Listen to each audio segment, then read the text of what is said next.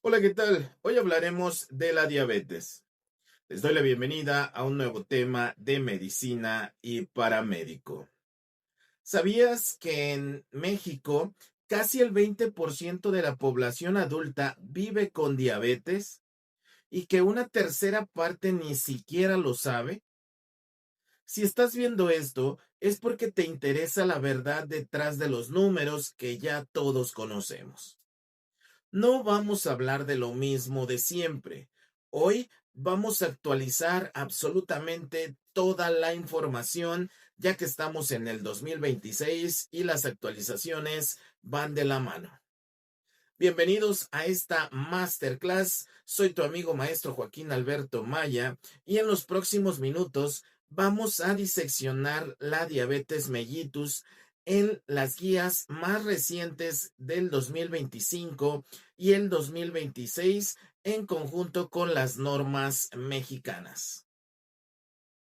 Olvida lo que aprendiste hace 10 años. Hoy hablaremos de nuevos medicamentos que protegen el corazón. ¿Por qué ahora le llamamos diabetes tipo 3 a cierta enfermedad cerebral? Y lo más importante, para nosotros los paramédicos, médicos, urgenciólogos, ¿cómo evitar que un paciente se nos muera en la sala de choque por una complicación aguda? Iniciamos explicando que la diabetes ya no se ve solo como azúcar alta, sino como una enfermedad metabólica compleja y sistémica. En la actualidad, más de 550 millones de personas viven en esta condición. El enfoque hoy es la prevención de complicaciones cardiorrenales antes de solo bajar la glucosa. Prepara tu libreta porque vamos a empezar. Muchos siguen creyendo que la diabetes es solo falta de insulina. Error. Hoy sabemos que es mucho más complejo este tema. Quiero que visualices el octeto mimoso. Antes pensábamos que solo era el páncreas, pero la fisiopatología actual involucra al menos 8 factores. Factor 1. El páncreas. El páncreas, células beta, menor secreción de insulina. Pasaré a la explicación de este primer punto. Disfunción de las células beta y la insulina. Las células beta del páncreas actúan como sensores de combustible en nuestro cuerpo. Su trabajo es detectar el aumento de azúcar, o sea, la glucosa. Esta glucosa es en la sangre y liberar la cantidad exacta de insulina necesaria para procesarlo. Cuando ocurre una menor secreción de insulina, significa que estas células están agotadas o dañadas y no pueden producir suficiente hormona para satisfacer la demanda del cuerpo. Como consecuencia, tenemos varios puntos. Punto número 1, falta la llave. O sea, no hay suficiente insulina para abrir las células y dejar entrar la energía del cuerpo. 2, acumulación de glucosa. El azúcar se queda atrapada en la sangre en lugar de entrar a los tejidos del cuerpo. Número 3, hiperglucemia. Esto eleva los niveles de azúcar en la sangre de forma crónica, lo cual es el mecanismo principal de la diabetes. Para visualizarlo mejor y comprenderlo, imagina que las células beta son una fábrica de llaves, o sea, la insulina. Si la fábrica reduce su producción, muchas puertas, o sea, células del cuerpo, se quedarán cerradas y la materia prima, o sea, la glucosa, se acumulará afuera. Esto va a causar un tráfico peligroso en la sangre.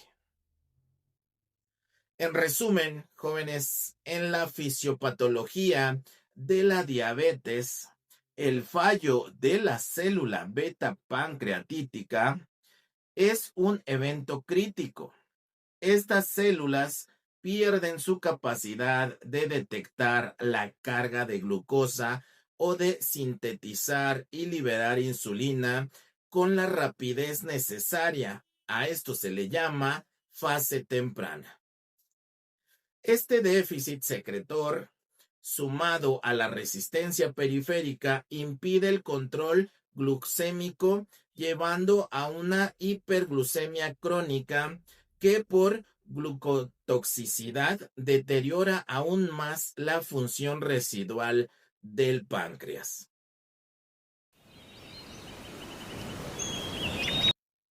Pasamos al factor número 2. Aquí vamos a hablar del páncreas, pero de las células alfa.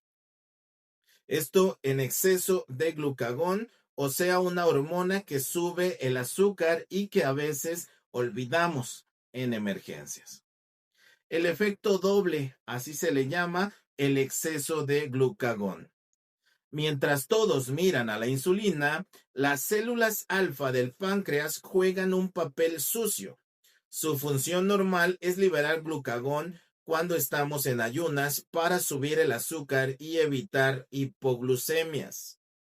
El problema es que en la diabetes, estas células pierden la brújula y secretan glucagón en exceso, incluso después de comer. Esto provoca un caos. Número 1, orden equivocado. El glucagón le miente al hígado diciéndole que al cuerpo le falta energía. 2, va a haber producción interna. El hígado obedece y libera su reserva de azúcar a la sangre. Número 3, como resultado vamos a tener el azúcar que comiste más el azúcar que tu hígado acaba de soltar. ¿Se imaginan? Ahora, en la analogía perfecta que nosotros debemos de dominar, la diabetes no es solo que fallen los frenos, o sea, la falta de insulina, es que también se quedó pegado el acelerador, o sea, el exceso de glucagón. El cuerpo intenta bajar la velocidad, pero las células alfa siguen inyectando combustible al motor innecesariamente.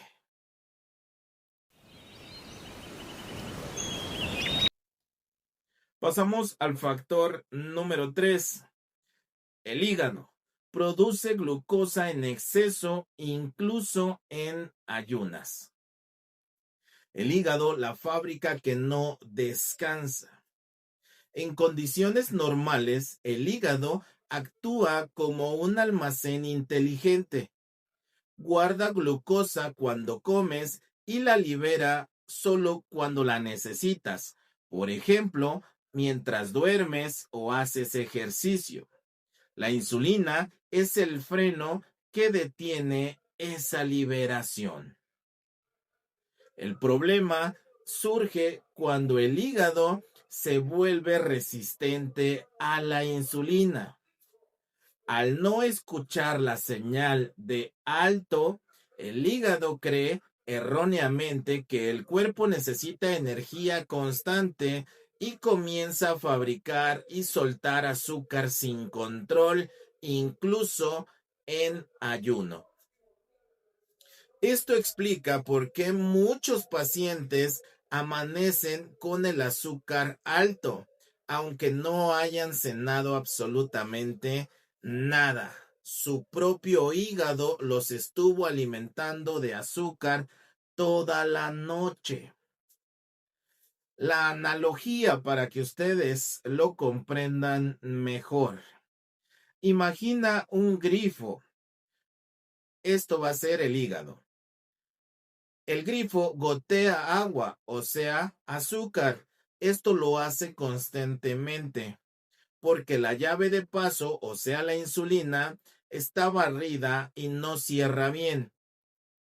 Aunque no abras el grifo, el agua sigue llenando el vaso y se desborda.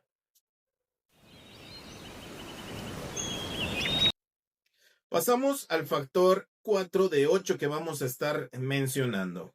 Y ahora toca el turno del músculo, que no capta la glucosa, o sea, la resistencia a la insulina. El músculo es el motor sin combustible. El tejido muscular es el mayor consumidor de glucosa del cuerpo. Se encarga de absorber cerca del 80% de azúcar después de comer. Su trabajo es quemar esa energía para movernos. El problema es la resistencia a la insulina. Las células musculares tienen la cerradura oxidada. Aunque la insulina llegue e intente abrir la puerta para que entre el azúcar, la célula no responde. Esto nos va a provocar un doble problema. Número 1, hiperglucemia. Como el azúcar no puede entrar al músculo y este rebota y se acumula entonces en la sangre. Número 2, fatiga crónica. El músculo se muere de hambre aunque esté nadando en azúcar, por eso el paciente se siente débil y cansado todo el tiempo. La analogía de este factor es como llegar a una gasolinera, o sea, en ejemplo, este es el músculo, con el tanque lleno de combustible, o sea, la glucosa en la sangre, pero la tapa del tanque está atascada y no abre. Tienes toda la energía disponible afuera, pero el motor por dentro se apaga por falta de gasolina. Estas analogías son para que lo comprendan mejor, alumnos.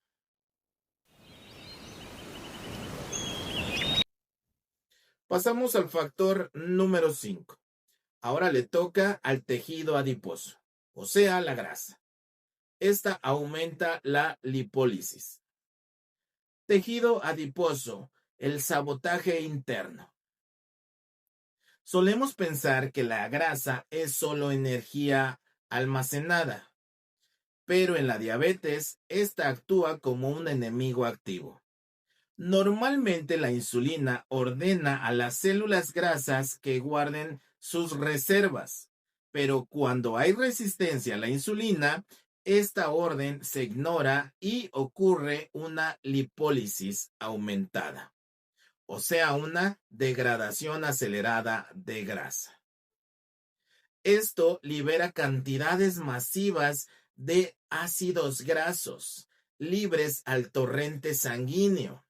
Estos ácidos grasos no solo circulan, sino que son tóxicos. O sea, intoxican al hígado, lo forzan a producir más glucosa y triglicéridos. Bloquean al músculo, o sea, empeoran la resistencia a la insulina en los tejidos musculares.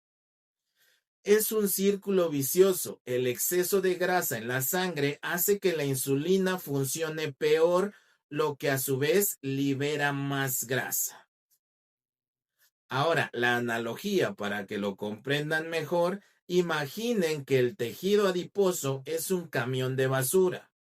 Su trabajo es contener los desechos, pero como la compuerta está rota, falta de acción de la insulina, así lo interpretamos, va derramando basura, o sea, los ácidos grasosos, por toda la carretera.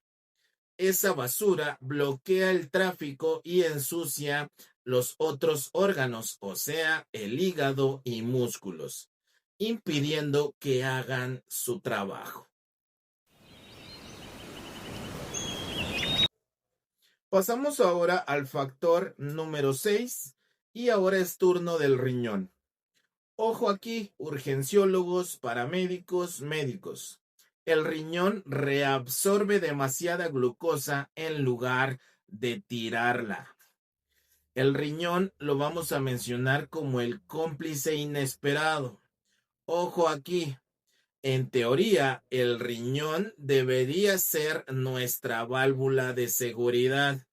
Cuando la glucosa supera el umbral renal aproximado de 180 mgdl, debería comenzar a eliminar el exceso por la orina.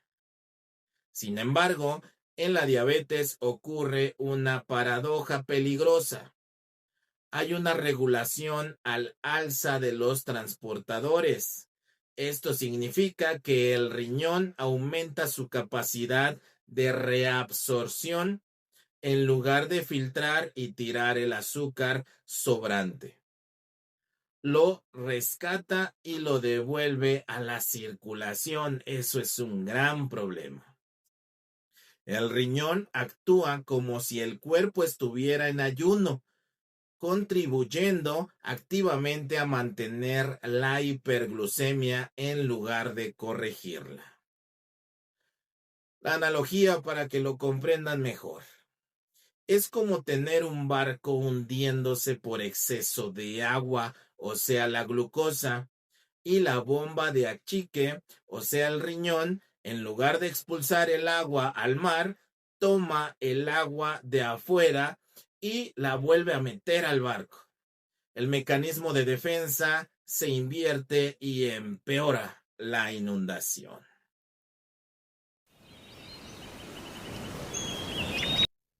Pasamos al factor 7, el intestino. Este tiene un efecto incretina disminuido, o sea, el intestino no le avisa bien al páncreas que ya comimos. El intestino no es solo un tubo digestivo, es un órgano inteligente. En condiciones normales, en cuanto detecta comida, libera hormonas llamadas incretinas.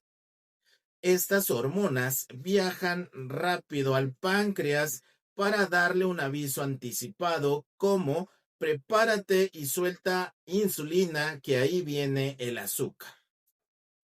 En la diabetes, este efecto incretina está disminuido o casi ausente. El intestino falla al enviar la señal, por lo que vamos a tener serios problemas. Ejemplo de estos problemas, sin previo aviso, el páncreas no se prepara antes que suba la glucosa. También vamos a tener una reacción tardía. La insulina se libera tarde y en menor cantidad. También la saciedad nula. Además, estas hormonas regulan el hambre. Al faltar, el paciente sigue teniendo apetito aunque ya haya comido.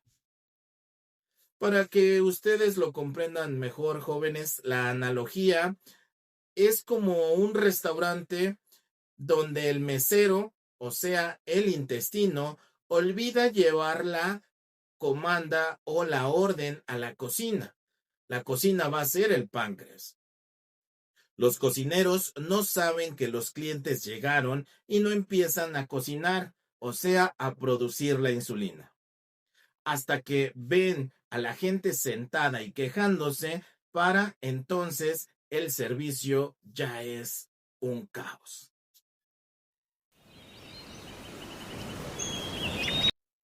Pasamos al factor número 8, el cerebro. Disfunción de neurotransmisores que regulan el apetito. Como tal, jóvenes, este es el último punto, es el más importante. El cerebro, específicamente el hipotálamo, actúa como el centro de control del apetito. En condiciones normales, recibe señales de saciedad, como la leptina y la insulina, que le dicen ya hay suficiente energía, deja de comer. En la diabetes ocurre una disfunción de neurotransmisores y resistencia a la insulina en el propio cerebro. El cerebro se vuelve sordo a las señales de saciedad. Aunque el cuerpo tenga exceso de azúcar y grasa, el cerebro interpreta erróneamente que está en un estado de inanición. Esto provoca polifagia, o sea, un hambre voraz e incontrolable. Bajo tono simpático matutino, o sea, el metabolismo lento cuando debería de estar muy activo. Fallo en la regulación. El paciente come más porque su cerebro está químicamente convencido que le falta mucha energía. La analogía, para que ustedes lo comprendan mejor, es como conducir un coche con el indicador de gasolina roto.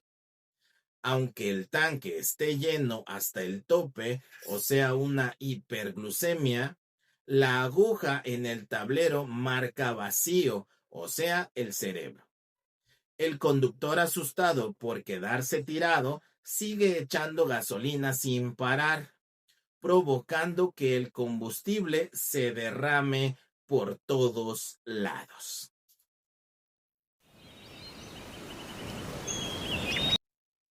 Vamos a la clasificación. Ya no es solo tipo 1 y tipo 2. Vamos a dar toda la información correcta de todo lo actual. Diabetes tipo 1. Autoinmune. Destrucción total de células beta. Lo nuevo ahora, se recomienda tamizaje de autoanticuerpos en familiares de primer grado para detectarla antes de los síntomas. Diabetes tipo 1, el fuego amigo y el nuevo paradigma. A diferencia de la tipo 2, la diabetes tipo 1 es una catástrofe autoinmune. El sistema de defensa del cuerpo identifica erróneamente a las células beta como enemigas y las aniquila. El resultado es una destrucción total. El páncreas deja de producir insulina por completo, o sea, cero producción. Lo nuevo en la actualización clave, históricamente esperábamos a que el paciente tuviera síntomas. En este caso, que tuviera sed, poluria, pérdida de peso, para diagnosticarla. Eso ha cambiado. Ahora se recomienda el tamizaje de autoanticuerpos en familiares de primer grado, o sea, hijos, hermanos de personas con DT1. El objetivo es detectar la enfermedad en estado 1 o cuando ya hay ataque inmune, pero el azúcar aún es normal o casi normal. El beneficio: evitar que el paciente debute con una cetoacidosis diabética grave en urgencias y permitir intervenciones tempranas. La analogía, para que ustedes lo comprendan mejor: antes diagnosticábamos el incendio cuando ya veíamos el humo y las llamas, o sea, los síntomas. Ahora, con el tamizaje de anticuerpos, buscamos la chispa antes de que el fuego prenda. Queremos desactivar la bomba antes de que explote.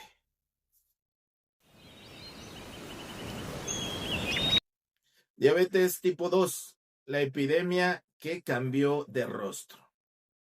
La diabetes tipo 2 es el resultado de una tormenta perfecta. Comienza con resistencia a la insulina, el cuerpo no responde a la hormona y termina con falla progresiva de las células beta.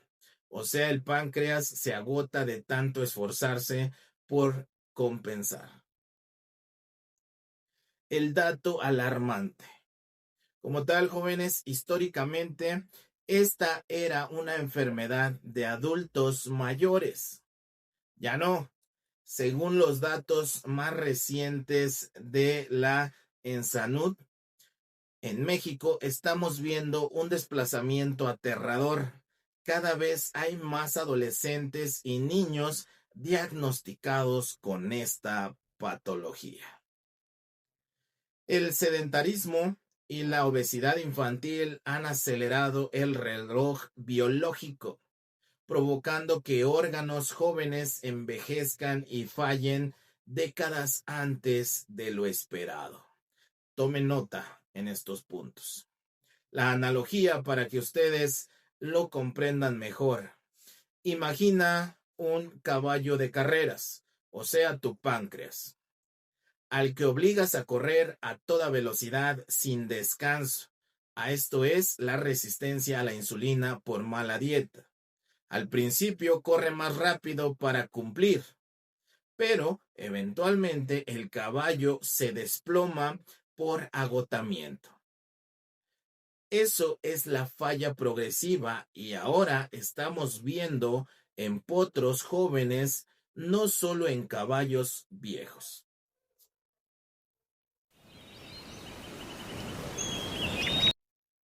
Es turno de la diabetes gestacional. Criterios estrictos y riesgo doble. Ojo aquí, no cometas el error de usar los criterios de la población general. La diabetes gestacional se diagnostica con umbrales de glucosa mucho más bajos y estrictos. ¿Por qué? Te preguntarás. Porque la hiperglucemia, aunque sea leve para un adulto, es tóxica para el feto en desarrollo.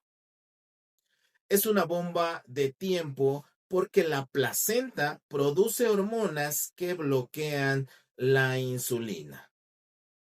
Si esto no se controla, las consecuencias son inmediatas y a largo plazo. Entonces, para el bebé vamos a tener macrosomia, o sea, bebés gigantes que complican el parto, hipoglucemia severa al nacer y programación metabólica.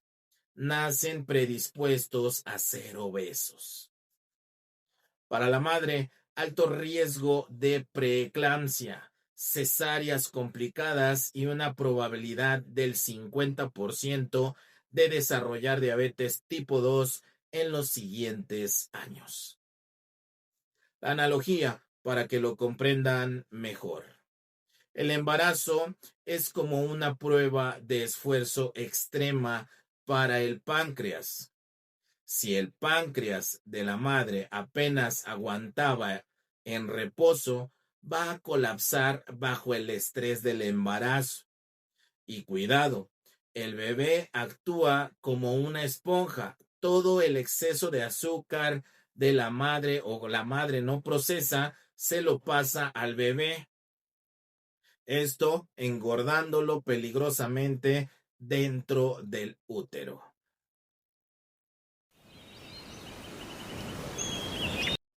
Pasamos a los tipos específicos, o sea, las cebras del diagnóstico. A veces el paciente no encaja en los cuadros clásicos. Aquí agrupamos aquellos casos donde la causa es genética o estructural. Número 1. MODY, o sea, diabetes monogénica. Es un error en un solo gen. A menudo se confunde con tipo 1 porque aparece en jóvenes, pero estos pacientes suelen tener reserva de insulina y una herencia familiar muy fuerte. Número 2, la fibrosis quística. El problema aquí es arquitectónico. El moco espeso y la cicatrización destruye físicamente el páncreas, eliminando los islotes de insulina. Y número 3, LADA, el camaleón, diabetes latente, autoinmune en adultos. Es una diabetes tipo 1 de evolución lenta. Aparece en adultos de 30 años y se disfraza de diabetes tipo 2. Al principio responden a pastillas, pero como es autoinmune, terminan necesitando insulina rápidamente. La analogía para comprender mejor estas definiciones. Si la tipo 1 y la tipo 2 son caballos, estos tipos específicos son cebras. Se parecen a lo lejos, pero si no te fijas en las rayas, genética, antecedentes o anticuerpos, les darás el tratamiento equivocado. Cuidado, paramédicos, médicos.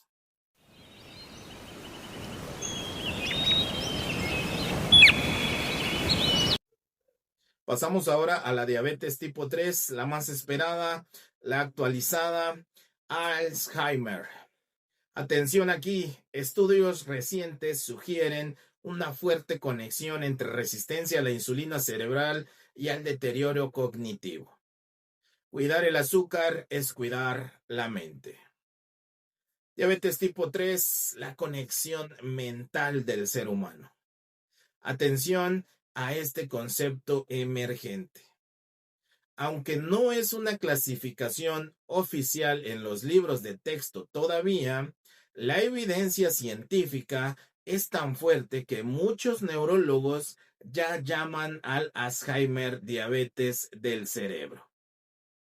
El mecanismo es escalofriante. El cerebro también puede desarrollar resistencia a la insulina. Como las neuronas necesitan mucha energía, si la insulina no funciona ahí arriba, las células cerebrales literalmente se mueren de hambre. Obviamente esto va a pasar y se van a atrofiar, dando paso al deterioro cognitivo y a la demencia. El mensaje es contundente. Cuidar tus niveles de glucosa hoy no es solo para salvar tus riñones o tus pies, es para salvar tus recuerdos y tu personalidad. La analogía para comprenderlo mucho mejor. Imagina que tu cerebro es una computadora de alta potencia.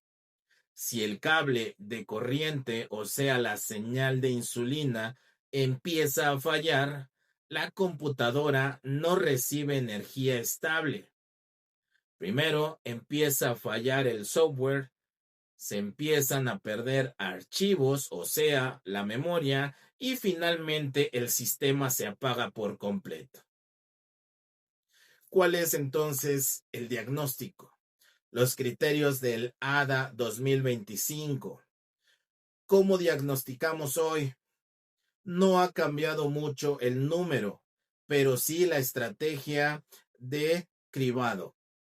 A partir de los 35 años, todos deben de checarse. Si tienes sobrepeso, obviamente también, ahora es antes. Número 1, glucosa en ayuno debe de ser 126 mg/dl. Curva de tolerancia, 2 horas, 200 mg/dl. Número 3, hemoglobina glicosilada, mayor a 6.5%. Síntomas clásicos, número 4, glucosa al azar mayor a 200 mg/dl.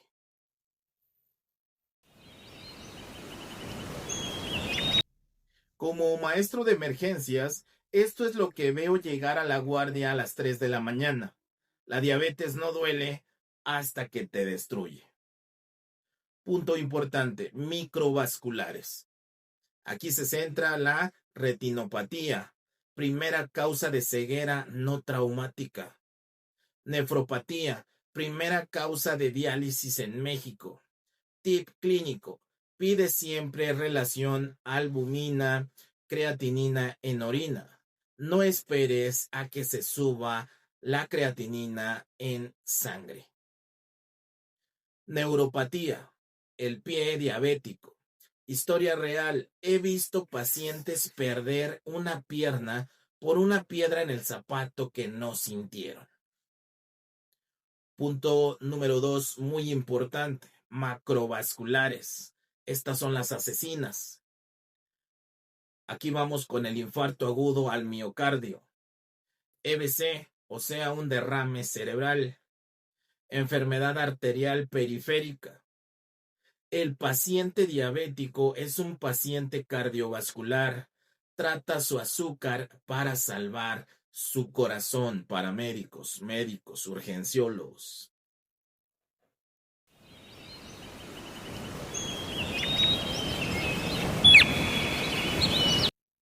Aquí viene lo bueno.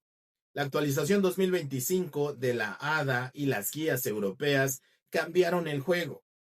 Ya no solo buscamos bajar el azúcar, buscamos protección de órganos. Antes, metformina para todos y luego vemos. Ahora, personalizamos según el riesgo. Número 1. Metformina sigue siendo la reina base, buena, bonita y barata. Pero glifosinas, la joya de la corona. Estos fármacos hacen que tires glucosa por la orina, pero lo increíble es que han demostrado reducir la hospitalización por falla cardíaca y protegen el riñón. Si tu paciente tiene insuficiencia cardíaca o renal, debe de tener uno de estos. 3.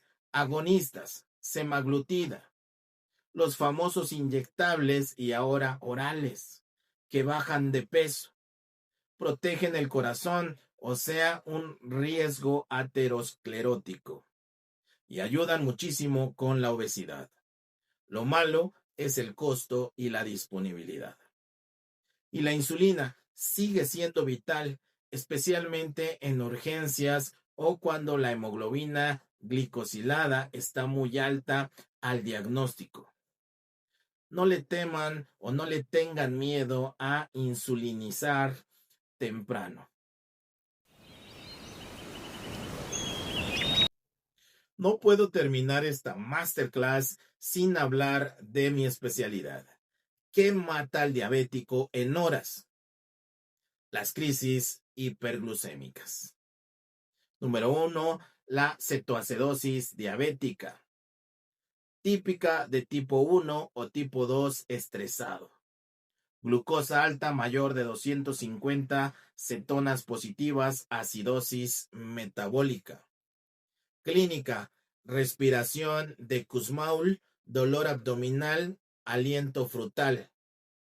Tratamiento, líquidos primero, solución salina, luego insulina en infusión y ojo con el potasio. Si pones insulina sin checar el potasio, puedes causar un paro cardíaco. Tengan cuidado. Número 2. Estado hiperosmolar hiperglucémico. Típico de tipo 2, o sea, un paciente geriátrico. Glucosa brutalmente alta, mayor de 600 mgdl. Deshidratación severa y alteración mental, o sea, coma. Tratamiento, ¿cuál es? Hidratación agresiva. Aquí el agua es la mejor medicina inicial.